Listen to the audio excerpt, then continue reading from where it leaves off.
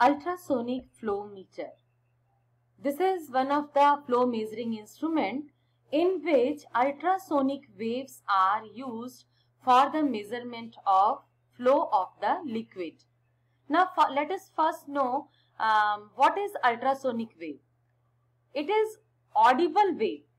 As we know that the audible range for human being is 20 Hz to 20 kHz. But there are many more frequencies beyond this range which cannot be heard by the human being but by other mammals, by other animals. Okay. So, beyond 20 kHz such as 40 kHz sound wave is known as ultrasonic wave. And those sound waves are used for this flow meter. This is a volumetric flow meter that needs bubble or minute particles within the liquid flow. So, if there is wastewater, then they will not work with drinking or distilled water. Distilled water and drinking water, they don't contain bubbles on it. That's why we cannot use this purest form of water for this particular application of flow meter, but wastewater flow can be used. Wastewater can be used for its flow measurement. Okay, and for any other chemicals also it can be used. Now, what is the application? How it is used? So first, let us watch the theory. Let us watch the theory first. It is actually work on the transit time difference. Now, let us watch its phenomena. Ultrasonic flow meter, its working principle is based on an apparent change in the velocity. Here, I am showing you the complete thing is this one. The working principle is based on an apparent change in the velocity of propagation of sound waves in a fluid with a change in the velocity of fluid flow. It means that if ultrasonic wave is passing in the same flow direction of the flow of liquid, or it is in the just opposite direction of flow of liquid, then in both cases we can derive the formula. And for this, what we use piezoelectric crystals as transmitters and receivers. Piezoelectric crystals are very much sensitive to the ultrasonic waveforms. This T in the diagram is for transmitter. Transmitter means which will generate the ultrasonic wave, and this capital R is actually receiver, which will receive the ultrasonic wave which is coming through the flow of the liquid and received by this receiver.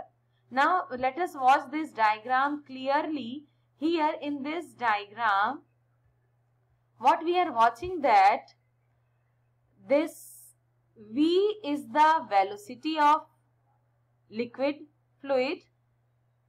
This small d is the difference between the transmitter and receiver, and C is the velocity of ultrasonic wave.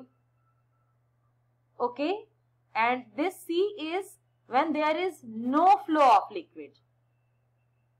If there is no liquid inside the pipeline, at that time the ultrasonic wave travels with the speed C. But if there is a liquid flow in the direction of ultrasonic waves, then the ultrasonic wave will flow with the new speed which is known as C plus V. Since both the directions of fluid flow and ultrasonic wave flow is same, that's why this quantity will be added. If the direction of fluid flow is just opposite to it, then this value will become C minus V. Okay. Now we take the simple formula of time.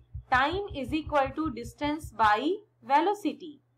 So, when flow velocity V is 0, the transit time of the pulse from the transmitter to the receiver is given by T0 is equal to D by C. What is D? Distance between the transmitter and receiver, and C is the velocity of sound in fluid. Okay. So when there is no flow at that time, it is abbreviated as T0. At that time only ultrasonic wave is flowing. Okay. Now if the fluid moves with the velocity V, then transit time becomes, now we will replace the C with C plus V here. Okay. And for mathematical region, for simplification region, or for approximation, what we are doing, we are solving it like that. We have multiplied C minus V in the numerator and denominator. So we get this formula D multiplied with C minus V divided by C square minus V square. Okay. And since this C means velocity of ultrasonic wave, because it moves with the velocity of sound, and velocity of sound in general in air is far greater than this velocity of fluid flowing in the pipeline. So the C square will become more greater comparable to V square. So we can approximate C square minus V square as C square. Okay. So finally calculating this, what at the end of the calculation we are getting the formula is this one. That T is equal to transit time when the fluid is flowing in the same direction of ultrasonic wave. The transit time is equal to T0 1 minus V by C. Okay. Now T is equal to T0 minus T0 V by C. Further solving it. So what we have to take in account T0 minus T. T0 when there was no liquid flow, and T when there is a flow of liquid. In this case, the liquid flow is in the same direction of ultrasonic flow. So this is the time difference. This is the time difference which is indicated as del T, and it is equal to T0 V by C. Okay. T0 V by C. Now that del T, if this T0 value is taken from the earlier formula from equation number 1 here, T0 is equal to D by C. Then it should be here, we are putting the value in place of T0. So it should become dV by C square. Cut this value T0 because we have put the T0 value from equation number 1. There is some mistake. This remove C here. From equation number 1, T0 is replaced by D by C. So finally what formula we are getting? We are getting a formula. Time difference is equal to dV by C square. Now by measuring the time difference del T at the receiver, by applying the electronics instrument, we can measure the time difference, because there is a ultrasonic module available in the market. We can put the transmitter and receiver in the pipeline, and by the electronic connection with the microprocessor or microcontroller, the microcontroller will directly receive the time difference, and that is equal to dV by C square. Now since this D is constant, that is the distance between transmitter and receiver, this C, velocity of ultrasonic wave, is constant when the fluid flow is 0. So if these two are constant, then this time difference is directly proportional to fluid flow. It means that if fluid is flowing with the larger velocity, then the time difference will be correspondingly rising. Okay. So by measuring the time difference, we can calculate this value V. Let us watch the another case. The another case is the case when we are using the twin transmitter receiver method. Twin transmitter receiver method means what we are doing, there is two sets of transmitter and receiver, T1, R1, T2, R2, and both are in opposite direction.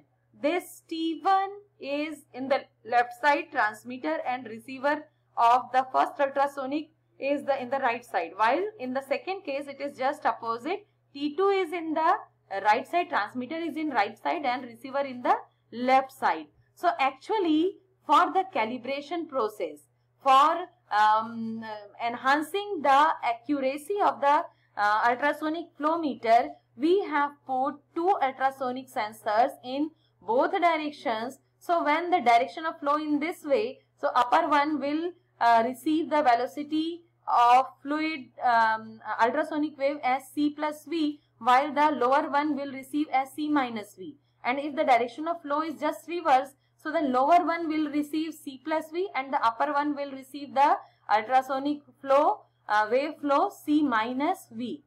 So by approximating the values, by applying two transmit receiver, finally we can get this formula. The time difference is equal to 2 dV by C square. Again here also what we are able to watch that the transmit time is directly proportional to V, velocity of fluid flow. Okay, so in this way this is the concept or mathematical concept of ultrasonic flow meter. But ultrasonic flow meter, ultrasonic module, a set of transmitter and receiver is available in the market, and that can be inserted in the pipeline and connecting with a microprocessor or microcontroller or any electronic circuitry, we can directly found the fluid flow value in the reading.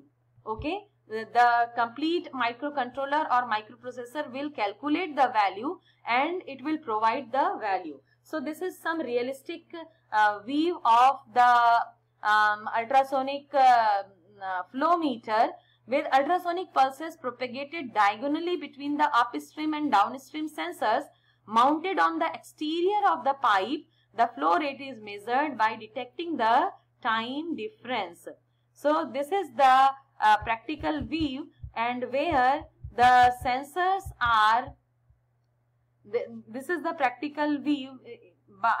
This is looking outside of the flow meter, and this is the inside of the flow meter.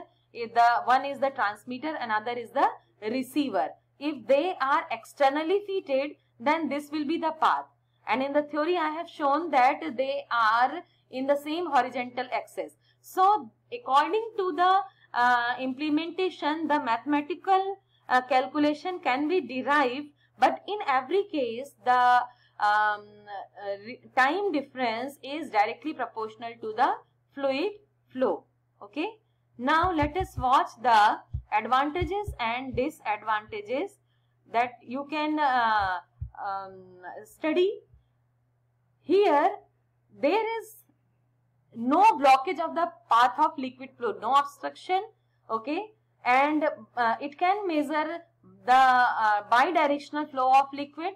Dynamic response is good since it is completely calibrated and calculated by the microprocessor or microcontroller. So there will be highest accuracy and precise value will be provided by the flow meter. And the biggest advantage is that conservation of energy. There are many more that you can watch. Now just have a look on the disadvantages. On the disadvantages,